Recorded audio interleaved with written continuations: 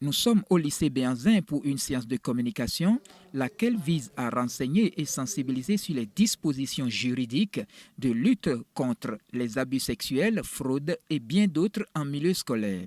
Ce séminaire qui a réuni un parterre d'enseignants venus des 4 coins de l'Ouémé s'est déroulé sous la houlette du directeur départemental de l'enseignement secondaire, technique et de la formation professionnelle et du procureur du tribunal de Koubé. Nous avons échangé par rapport aux risques qu'ils prennent en trafiquant les bulletins de notes, en trafiquant, en surchargeant leurs bulletins, en faisant passer en classe supérieure des enfants qui, matériellement, ne réunissent pas la moyenne pour passer. Et de ça, et ce faisant, ils plombent tout le système éducatif. On ne sanctionne pas au hasard avec les tests. Il faut être sûr que les tests sont compris et que ce sont les tests-là qui sont violés avant qu'on ne dise qu'il y ait faute pour sanctionner. Donc nous sommes en train de les sensibiliser et puis ils vont servir de relais.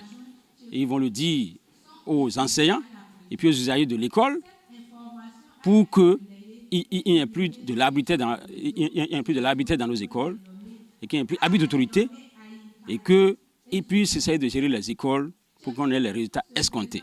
Une initiative que les enseignants trouvent salutaire. C'est une très bonne initiative. Je pense que le ministre et le gouvernement, en tout cas tous ceux qui sont en charge de l'éducation actuellement, sont en train de trouver la bonne trajectoire pour que au niveau de l'éducation, ce soit un peu plus sérieux.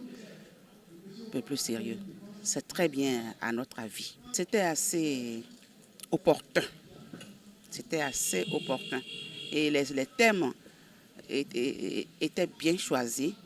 Et les études de cas aussi étaient vraiment appropriées. Et je voudrais seulement dire qu'il ne faut pas s'arrêter en ce bon chemin. Il faut pérenniser ça là.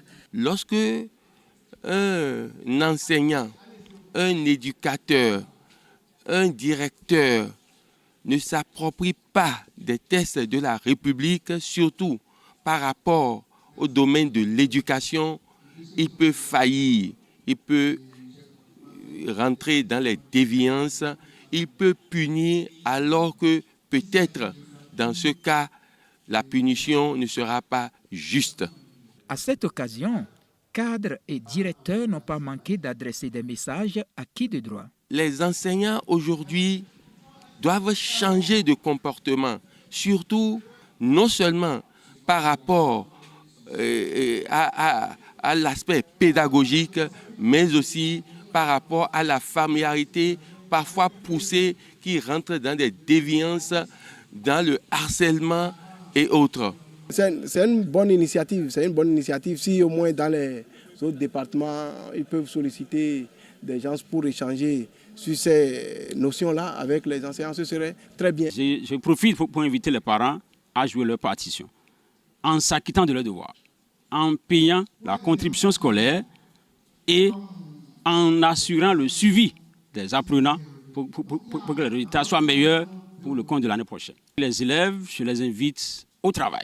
Pas de péché sans loi, dit-on. Enseignants et élèves sont donc suffisamment avertis maintenant pour une rentrée apaisée.